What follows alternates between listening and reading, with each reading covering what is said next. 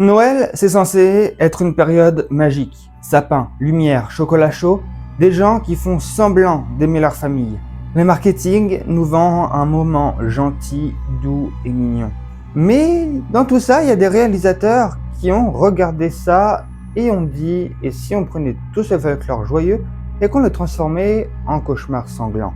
Donc aujourd'hui, on va explorer 5 films qui mélangent horreur et Noël, chacun à leur manière.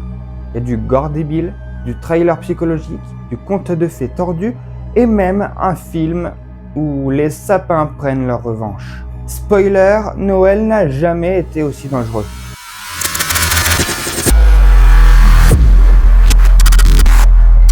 On ouvre avec un court-métrage totalement barré, Revenge.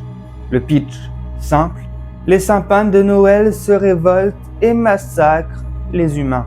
Et le film ne cherche pas la subtilité. C'est gore, c'est absurde, c'est volontairement exagéré, jusqu'à devenir presque cartoonesque dans sa violence. Ce qui le rend particulièrement drôle, c'est qu'il traite les sapins comme une minorité opprimée. La première scène, c'est littéralement une déportation de sapins, avec cris, hurlements et une mise en scène façon film de guerre. Et ensuite, c'est la vengeance totale. Démembrement, décapitation, bébé projeté à travers les pièces.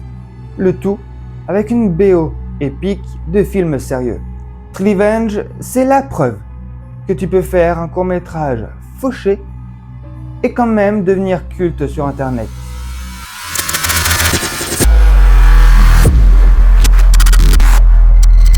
Alors là, on passe du débile au manipulateur intelligent. Better Watch Out, ça commence comme un film hyper classique. Une babysitter, un gamin, une maison tranquille pour Noël et un home invasion qui arrive. Tu te dis, ok, c'est encore un film de survie. Sauf que ce film te piège volontairement et il construit un setup familier pour ensuite le pulvériser avec un twist violent, moralement dérangeant et super malin. Ce qui le rend unique, c'est son traitement de l'enfance et de l'innocence pervertie. Le méchant ici, c'est pas un monstre ou un tueur masqué, c'est un gamin. Mais un gamin qui comprend très bien la psychologie de la manipulation et l'absence totale d'empathie. Le film te met très mal à l'aise parce qu'il te confronte à quelque chose d'humainement plausible et terrifiant. Visuellement, c'est propre, narrativement, c'est serré et à la fin, glacial et insupportable.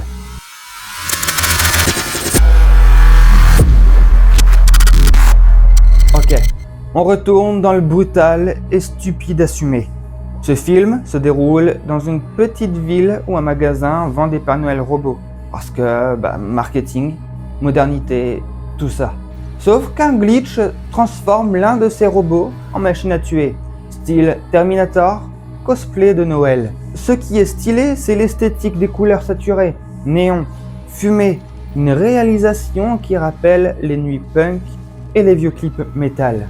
L'horreur ici, c'est du bourrin gras et sale, décapitation, membres arrachés et un robot qui poursuit littéralement des gens à travers la ville.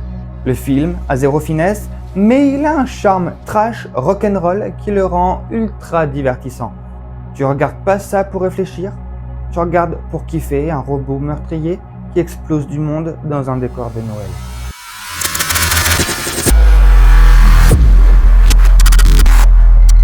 Là, on monte en qualité. Krampus, c'est un mélange fascinant de comédie noire, de folklore européen et d'horreur familiale. L'histoire suit une famille dysfonctionnelle, dont le gamin n'a plus l'esprit de Noël. Résultat, Krampus débarque pour punir tout le monde.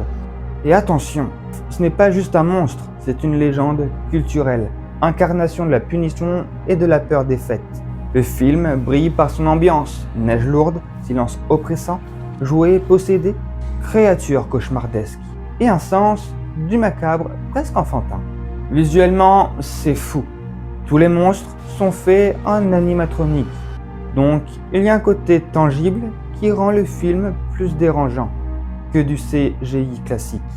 Et au fond, le film critique la famille moderne, égoïsme, individualisme, consumérisme. Krampus, c'est le Noël qu'on mérite. pas celui qu'on veut.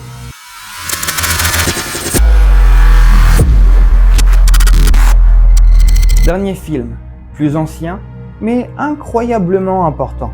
Silent Night, Deadly Night raconte l'histoire d'un enfant qui voit ses parents se faire agresser par un Père Noël tueur. Sympathique.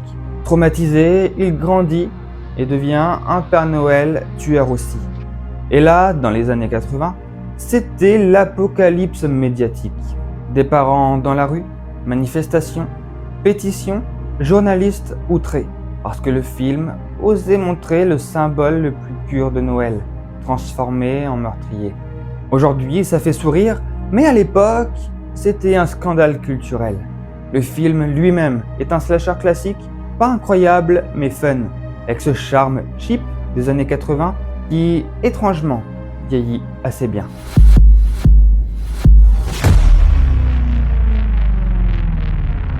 Au final, Noël, c'est censé être une fête joyeuse, mais dans ces films, c'est surtout des sapins qui massacrent des familles, des gamins psychopathes, des robots tueurs, un démon folklorique et un Père Noël slasher. Tu prends les symboles les plus innocents, tu les tords et tu obtiens une horreur qui te marque plus que des fantômes lambda.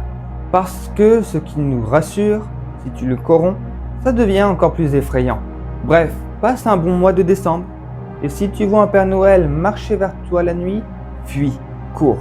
N'oublie pas de t'abonner, d'activer la petite cloche pour ne rater aucune des nouvelles vidéos. Et dis-moi en commentaire si tu connais d'autres films qui mélangent Noël et horreur. Bon, je te souhaite de passer un bon mois de décembre. C'était Nuglio. Bisous.